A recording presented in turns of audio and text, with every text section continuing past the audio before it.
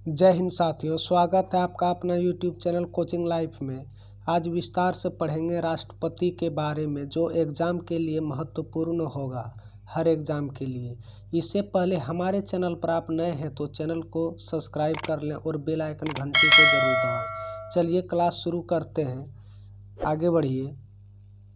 राष्ट्रपति की शक्तियाँ एवं कार्य, इसे ध्यान से पढ़िएगा, विस्तार पूर्वक पूरे वीडियो को वॉच करिएगा, तभी समझ में आएगा चैप्टर। दोस्तों, आज इस टॉपिक के बारे में, प्रथम नागरिक के बारे में बात करने जा रहे हैं, यानी राष्ट्रपति के बारे में। आज इस टॉपिक में राष्ट्रपति की शक्तियां एवं कार्य वर्णन करने वाले हैं। आपके मन में राष्ट्रपति के बारे में कुछ सवाल हो रहे होंगे, जैसे राष्ट्रपति की कितना सैलरी होता है, राष्ट्रपति की नियुक्ति कौन करता है, राष्ट्रपति की योग्यता क्या होती है। ये सब के बारे में आज चर्चा विस्तार से करेंगे। इसकी शक्तियाँ क्या है, इसकी न्याय शक्तियाँ क्या है, राष्ट्रपति की क्षमादान शक्तियाँ इत्यादि के बारे में आज चर्चा करेंगे। तो चलिए राष्ट्रपति के संवैधानिक स्थिति के बारे में जानते हैं। राष्ट्रपति भारत के प्रथम नागरिक एवं देश का संविधान प्रधान होता है। राष्ट्रपति जो होते हैं, देश का प्रथम नागरिक होते हैं, वो सर्वोच्च व्यक्ति गिने जाते हैं। भारत संघ की कार्यपालिका की शक्ति राष्ट्रपति में निहित है। इसका प्रयोग वह स्वयं अथवा अपने अधीन अधिकारियों के माध्यम से करता है। राष्ट्रपति जो होते हैं, कार्यपालिका की शक्तियां राष्ट्रपति में निहित होती है, जिसका प्रयोग वह खुद से या अपने अधीन अधिकारियों के माध्यम से वो करता है। अगला पॉइंट है आपका, राष्ट्रपति की संविधान की स्थिति के बात करें तो अनुच्छेद 52 में राष्ट्रपति पद का प्रावधान किया गया है। राष्ट्रपति पद का सर्वाधिक सम्मान, गरिमा तथा प्रतिष्ठा वाला पद है। राष्ट्रपति राष्ट्र का अध्यक्ष होता है।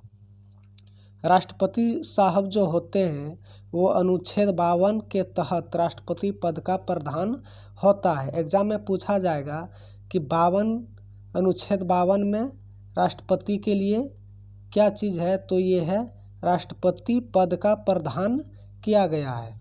राष्ट्रपति का पद सर्वाधिक सम्मान, गरिमा तथा प्रतिष्ठा वाला पद है। ये कोई एरू गेरू पद नहीं है, ये सर्व शक्तिशाली यानी सम्मान, नागरिक तथा प्रतिष्ठा वाला पद है। राष्ट्रपति पद का अध्यक्ष होता है। अगला पॉइंट है, भारत में राष्ट्रपति व्यवस्था को अपनाया गया है। भारत में संसदीय व्यवस्था को अपनाया गया है, क्योंकि मंत्रिपरिषद लोकसभा के प्रति उत्तरदायी होते हैं। अतः राष्ट्रपति नाम मात्र कार्यपालिका है तथा प्रधानमंत्री एवं उसका मंत्रिमंडल वास्तविक कार्यपालिका है। राष्ट्रपति का जो नाम मात्र है, मंत्री परिषद लोकसभा के प्रति उत्तरदायी है, ये केवल नाम मात्र के होते हैं। कार्यपालिका तथा प्रधानमंत्री एवं उनका जो मंत्रिमंडल होता है, वास्तविक में वो कार्यपालिका होते हैं। अगला टॉपिक है, अगला पॉइंट, भारत के राष्ट्रपति की योग्यताएं। इसकी योग्यता क्या होते हैं वो जानते हैं। भारत के संविधान के अनुच्छेद 58 के अनुसार कोई व्यक्ति राष्ट्रपति होने योग्य तब होगा जब वह भारत के नागरिक हो, 35 वर्ष की आयु पूरी कर चुका हो, लोकसभा में सदस्य निर्वाचित किए जाने योग्य हो। ये 58 के अनुच्छेद ये सब कहा गया है। चुनाव के समय लाभ का पद पर ना हो, लेकिन राष्ट्रपति, उपराष्ट्रपति, राज्यपाल संघ के राज्य के मंत्री लाभ के पद पर नहीं माने जाते, अतः उन्हें राष्ट्रपति पद के उम्मीदवार को बनाया जा सकता है। अगला पॉइंट है, भारत के राष्ट्रपति का निर्वाचन प्रक्रिया, यानी भारत का कैसे चुना जाता है राष्ट्रपति को भारत में।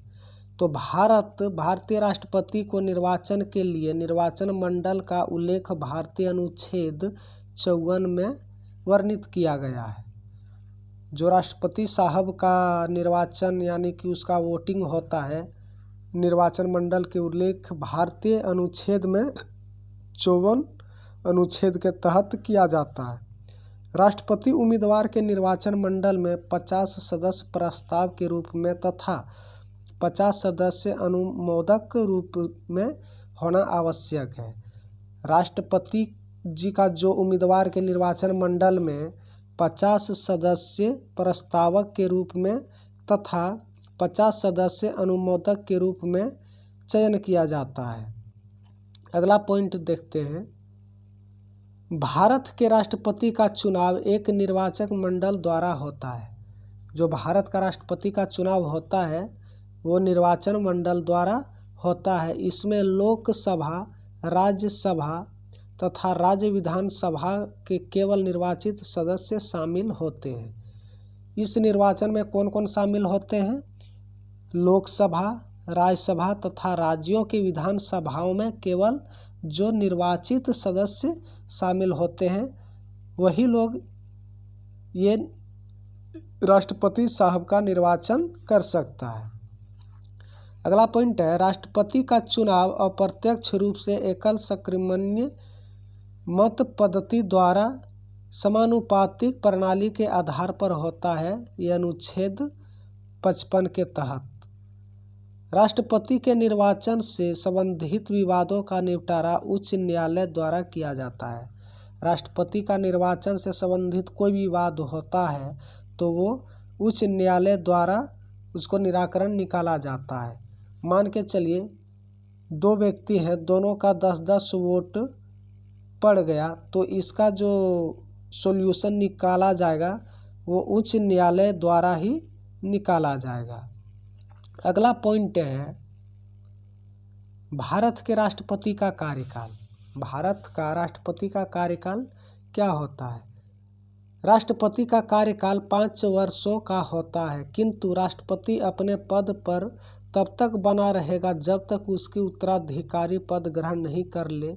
अनुच्छेद 56 के तहत इसमें अनुच्छेद सबसे महत्वपूर्ण होता है। अनुच्छेद को हमेशा याद रखना है, इसे गांठ बांध करके रख लिया करो। एग्जाम में हर बार पूछा जाता है अनुच्छेद से ही सबसे ज़्यादा सवाल, कोई भी एग्जाम हो। तो ये अनुच्छेद कितना से है? 56 से संबंधित है, जो जब तक कोई उस पद के लिए चयन नहीं हो जाता, चुना करके नहीं आ जाता है, तब तक राष्ट्रपति अपने पद पर विराजमान रहेगा। अगला पॉइंट है, अगर राष्ट्रपति का पद मृत्यु, त्यागपत्र अथवा महाभियोग द्वारा खाली हो जाए तो इस स्थिति में नए राष्ट्रपति का चुनाव 5 वर्षों के लिए होता है, न कि शेष अवधि के लिए। खाली पद पर चुनाव 6 महीने के भीतर होना जरूरी है। ये समझने वाली बात है कि अगर राष्ट्रपति पद पर रहते हुए वो उनकी मृत्यु हो जाती है या तो वो त्याग पत्र दे देता है या महाभियोग द्वारा उसको खाली किया जाता है, तो इस स्थिति में राष्ट्रपति का चुनाव पुनः कर दिया जाता है और वो 5 साल के लिए होता है, ना कि जितना बचा है कार्यकाल उतने कार्यकाल के लिए किया जाना है। ऐसा नहीं है, वो पुनः 5 वर्षों के लिए किया जाता है। खाली पद पर चुनाव 6 महीने के भीतर होना जरूरी है। आगे बढ़िए। राष्ट्रपति का पद मृत्यु, त्यागपत्र अथवा पद से हटाए जाने के कारण रिक्त होता है तो उपराष्ट्रपति राष्ट्रपति के रूप में कार्य करता है। जो 6 महीने की गैप होते हैं, जब तक वो चुना करके नहीं आ जाता है तो उसका कार्यभार उपराष्ट्रपति संभालता है, राष्ट्रपति के रूप में वो कार्य करता है। अगला पॉइंट है, अगला है, यदि राष्ट्रपति भी अनुपस्थित हो तो संसद द्वारा पारित राष्ट्रपति उत्तराधिकार अधिनियम 1969 के अनुसार सर्वोच्च न्यायालय के मुख्य न्यायाधीश राष्ट्रपति के रूप में कार्य करता है। अगर यदि इस स्थिति में उपराष्ट्रपति भी ना हो, उनकी भी पद खाली हो, तो इस पद को संभालने के लिए सर्वोच्च न्यायालय के मुख्य न्यायाधीश राष्ट्रपति के रूप में कार्य करता है। अगर मुख्य न्यायाधीश भी अनुपस्थित हो तो सर्वोच्च न्यायालय के वरिष्ठ न्यायाधीश राष्ट्रपति के रूप में कार्य करेंगे। अगर मुख्य न्यायाधीश भी अनुपस्थिति रहेगा तो सर्वोच्च न्यायालय के वरिष्ठ न्यायाधीश राष्ट्रपति के रूप में कार्य करेगा। ये 56 के अनुच्छेद के तहत कंडिका 2 में उल्लेख किया गया है। आगे बढ़िए। राष्ट्रपति पर महाभियोग की प्रक्रिया। राष्ट्रपति पर महाभियोग कैसे लगाया जाता है, इस पर भी एक नज़र डाल लेते हैं। राष्ट्रपति के पद से हटाने की प्रक्रिया का उल्लेख भारतीय संविधान में किया गया है, जिसे महाभियोग प्रक्रिया कहा जाता है। राष्ट्रपति के पद से हटाने की प्रक्रिया जो होता है वह भारतीय संविधान का उल्लेख किया गया है, जिसमें महाभियोग प्रक्रिया के द्वारा उसे हटाया जा सकता है। महाभियोग प्रक्रिया का उल्लेख भारतीय संविधान के अनुच्छेद 61 यानी 61 कंडिका 1 में किया गया है। ये हमेशा याद रखिएगा, अनुच्छेद, बार बार बोल रहे हैं, अनुच्छेद को भूलना नहीं है, इसे गांठ बांध करके यानी आपको रट लेना है अनुच्छेद। अगला पॉइंट है, राष्ट्रपति को उसी पद की अवधि समाप्ति के पूर्व संविधान का उल्लेख के आरोप में महाभियोग लगाकर पद से हटाया जा सकता है। राष्ट्रपति को उसकी पद अवधि की समाप्ति से पहले संविधान की उल्लेख के अनुसार महाभियोग लगाकर पद से उनको पद मुक्त किया जा सकता है, परंतु इसके लिए आवश्यक है कि 14 दिन पहले राष्ट्रपति को लिखित सूचना दी जाए। महाभियोग लगाने से पहले 14 दिन पहले राष्ट्रपति को उसकी लिखित सूचना देनी पड़ती है, बशर्ते उस सदन के 1/4 सदस्य हस्ताक्षर होना चाहिए। जब तक उस लेटर में 1/4 सदस्य का हस्ताक्षर नहीं हो जाता है तब तक ऐसा यानी कि महाभियोग नहीं लगाया जा सकता है। सांसद के सदन में जिन्हें महाभियोग का प्रस्ताव पेश हुआ हो उसके 2/3 सदस्य द्वारा पारित कर देने के प्रस्ताव दूसरे सदन में जाता है। समझिएगा, संसद का वह सदन जिसमें महाभियोग का प्रस्ताव पेश हुआ हो उसके 2/3 सदस्य द्वारा पारित देने की प्रस्ताव दूसरे सदन में किया जाता है।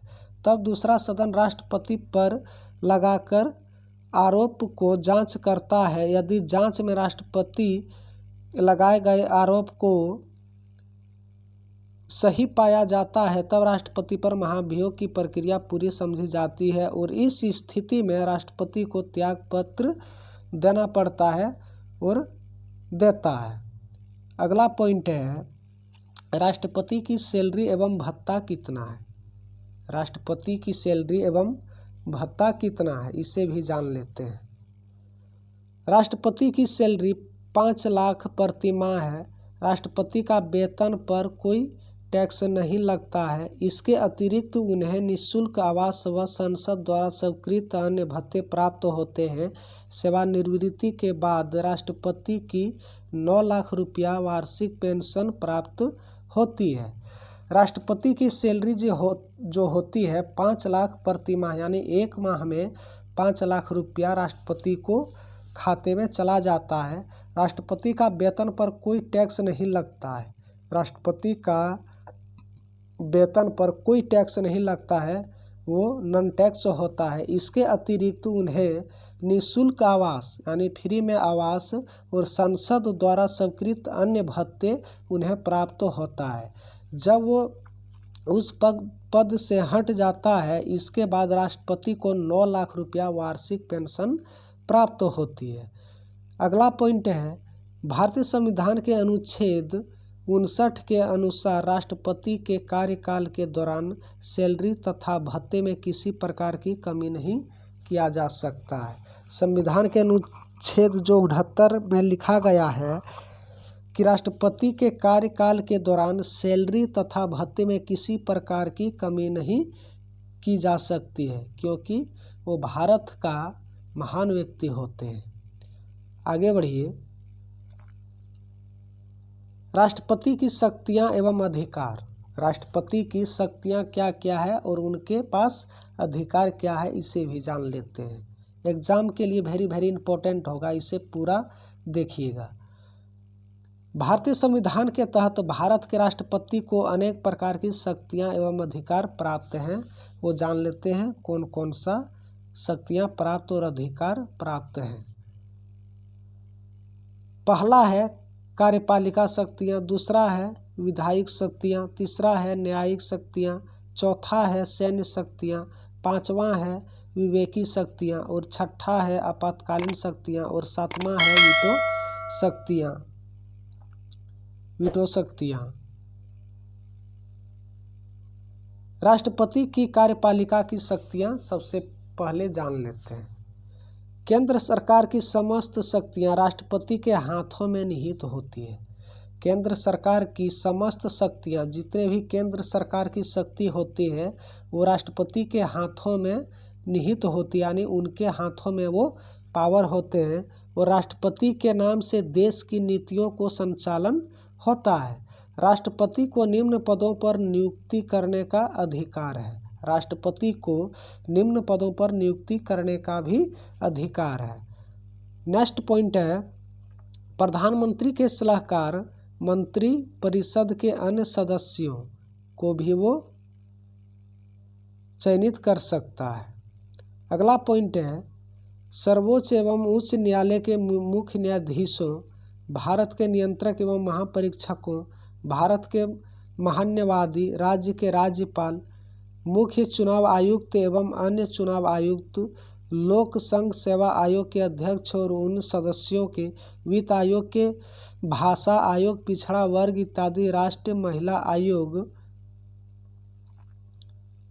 और मानवाधिकार आयोग, अल्पसंख्यक आयोग, अनुसूचित क्षेत्रों के प्रशासन के संबंध में रिपोर्ट देने का आयोग के सदस्यों। और नेक्स्ट पॉइंट है राष्ट्रपति विदेश राजनयिकों के आमंत्रण पत्र स्वीकार करता है तथा राजदूतों को नियुक्ति पत्र जारी करता है। ये सब की प्रधानमंत्री ही नियुक्ति करता है। वेरी वेरी इंपॉर्टेंट है, इसे नोट डाउन कर लीजिएगा।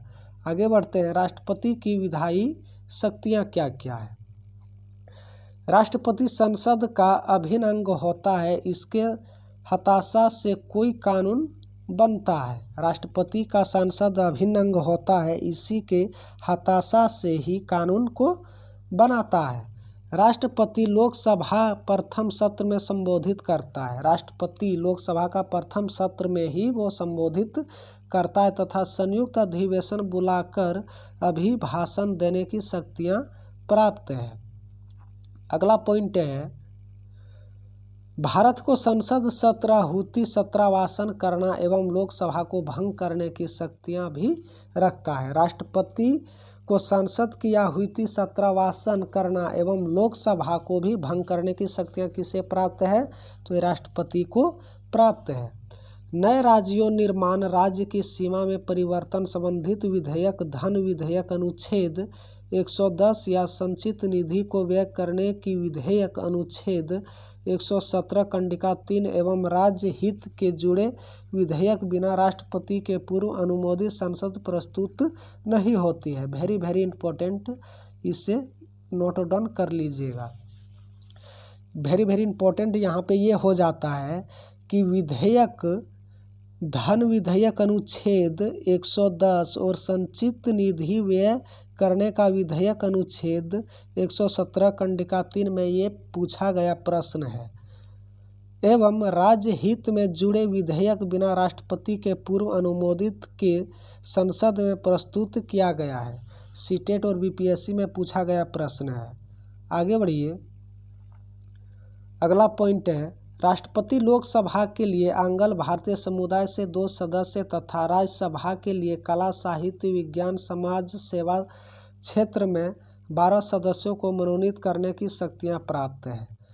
जो सीटेट 2019 में हुआ था, जो कैंसल हो गया था, उसमें ये क्वेश्चन पूछा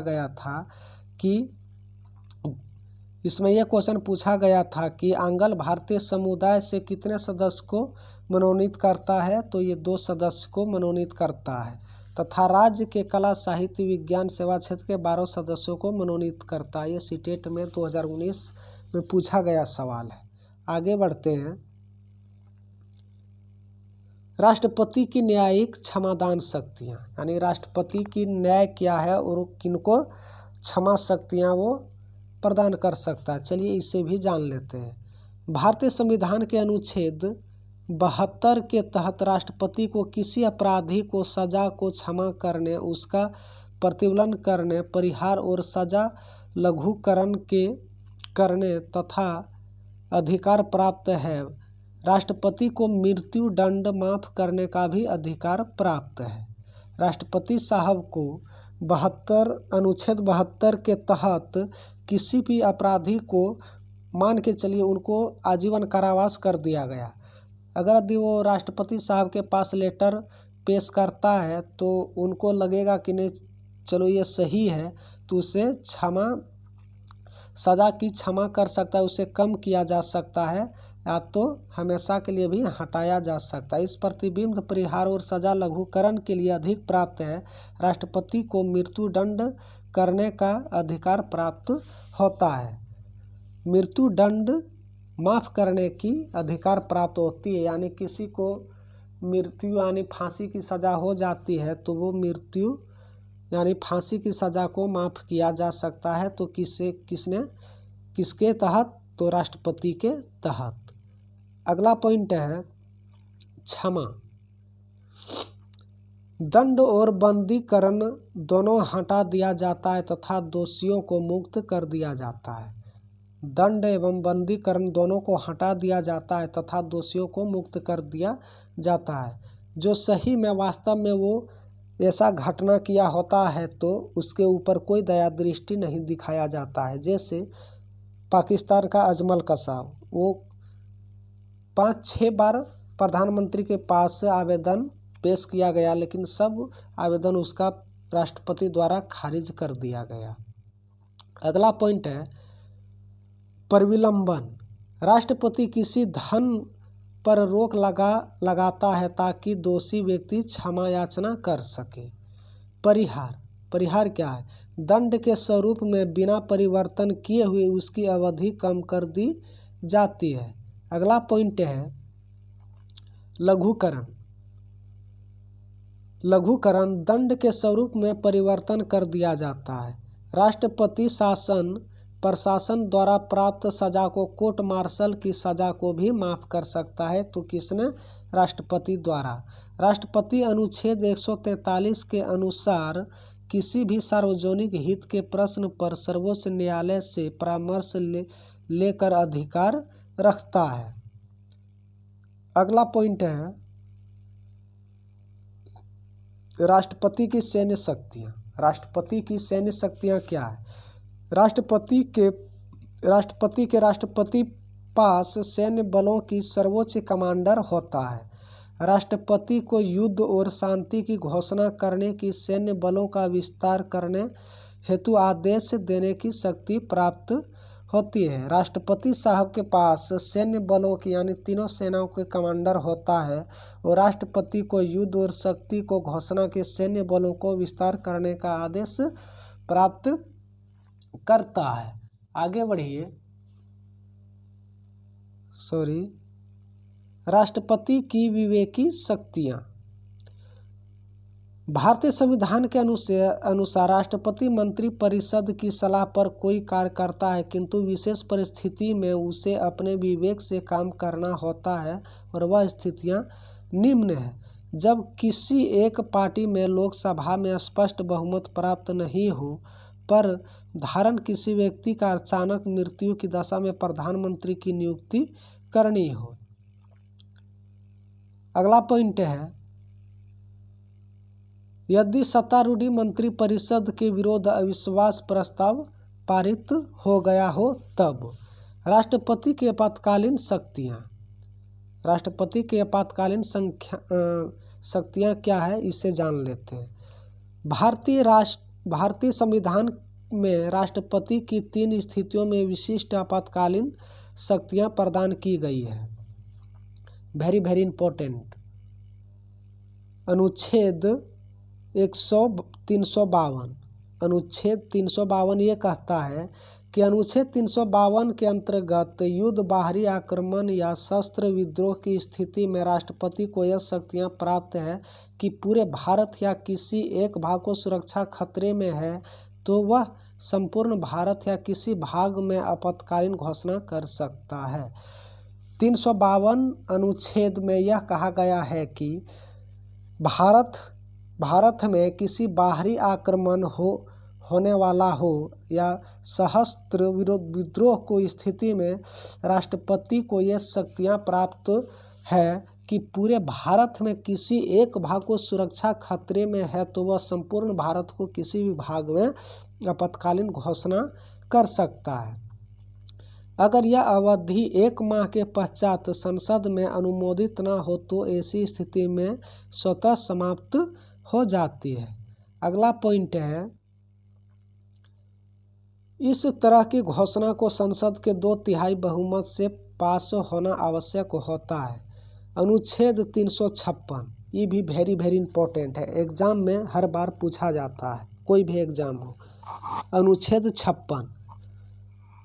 अनुच्छेद 356 के अंतर्गत यदि कोई राज्य सरकार संवैधानिक नियमों के अनुरूप कार्य नहीं कर रही है तो राष्ट्रपति तत्काल घोषणा, वहाँ ऐसी घोषणा कि राष्ट्रपति शासन कहा जाता है, जिसे संसद द्वारा 2 माह के भीतर अनुमोदित करना आवश्यक हो जाता है।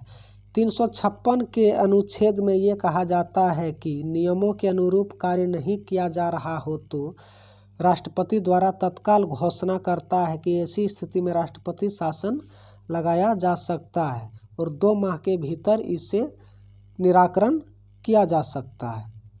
अगला पॉइंट है अनुच्छेद 360। अनुच्छेद 360 के अंतर्गत देश में आर्थिक संकट की स्थिति में राष्ट्रपति अपनी स्थिति शक्तियों का प्रयोग कर वित्त आपातकाल की घोषणा करता है।